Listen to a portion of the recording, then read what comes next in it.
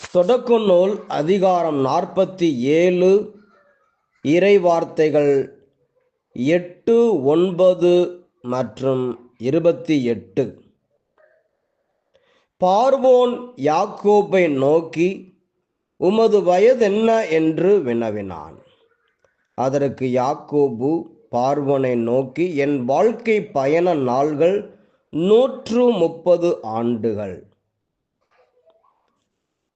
28. யாக்கோபு 17 ஆண்டுகள் எகிப்து நாட்டில் இருந்தார். அவரது வாழ்நாள் மொத்தம் 147 ஆண்டுகள். இறை இயேசுவில் அன்புமிக்க சகோதர சகோதரிகளே, யாக்கோபு யோசேப்போடு இருந்த வருடங்கள் மொத்தம் 17 ஆண்டுகள்.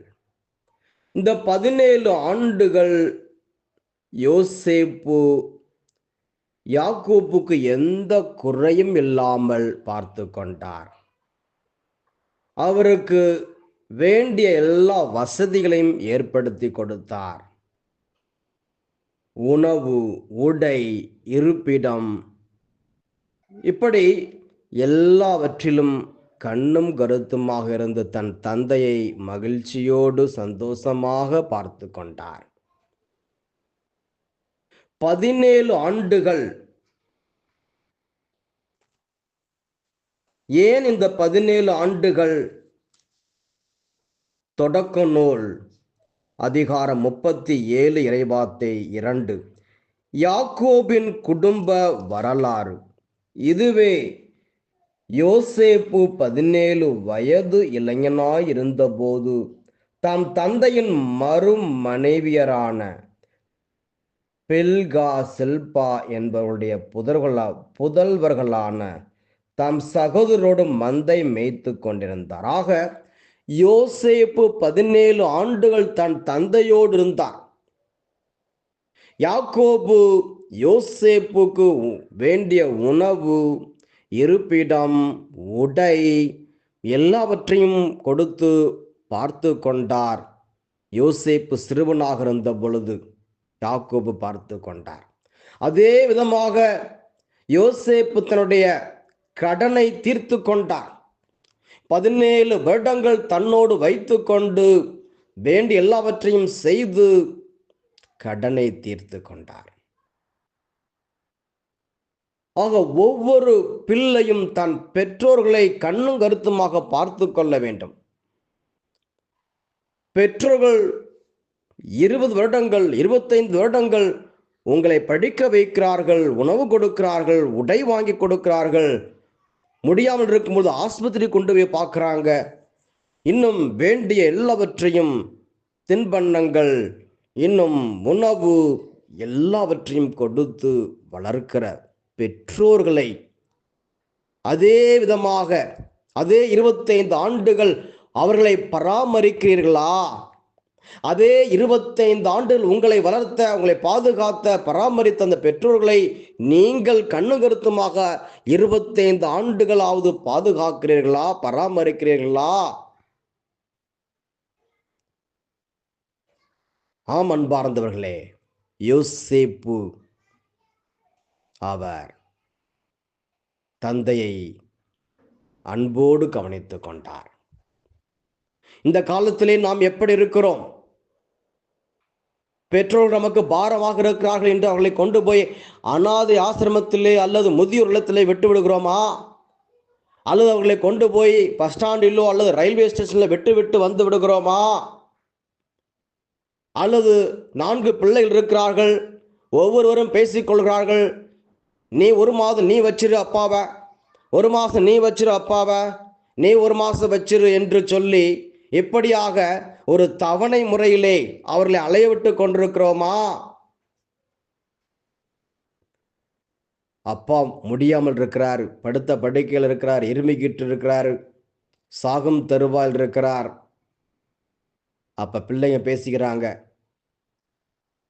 மரணப்படுக்கையில் இருக்கிற அப்பா வச்சுக்கிட்டு பேசுறாங்க, டேய் எனக்கு தான் அந்த வீடு.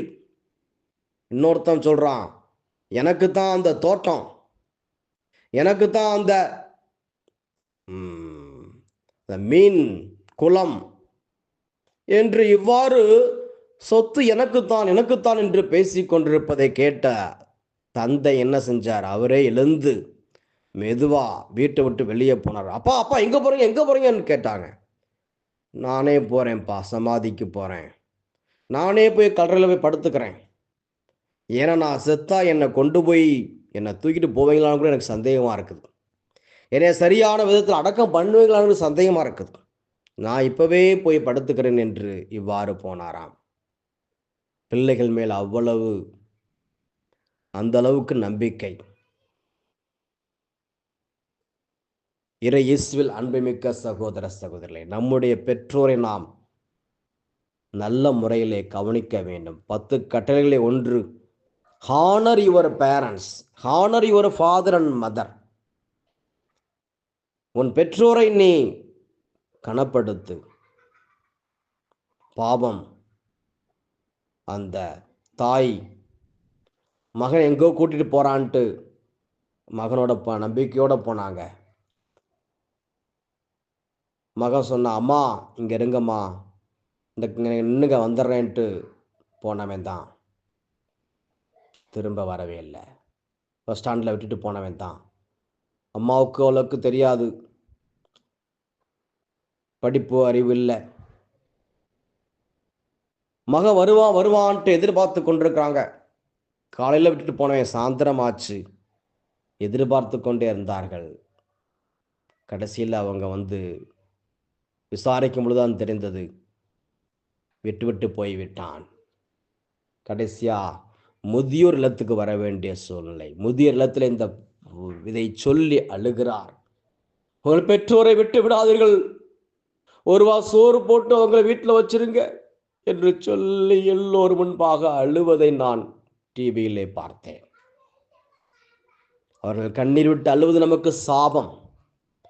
அவர் உள்ளத்தை புண்படுத்துவது நமக்கு சாபமாக மாறிவிடும். அவர்களை நாம் பராமரிக்கவில்லை என்றால் அது சாபம். பெற்றோரை மகிழ்ச்சியோடு நாம் பராமரிப்போம், அவர்களுக்காக ஜெபிப்போம். அவர்கள் இறந்த பிறகு லட்சக்கணக்கான பூசை எடுப்பதை விட, லட்சக்கணக்கான பூசை ஒப்பு கொடுப்பதை விட, அவர்கள் உயிரோடு இருக்கும் பொழுது அவர்களுக்காக உபவாசம் இருந்து ஜெபிங்க.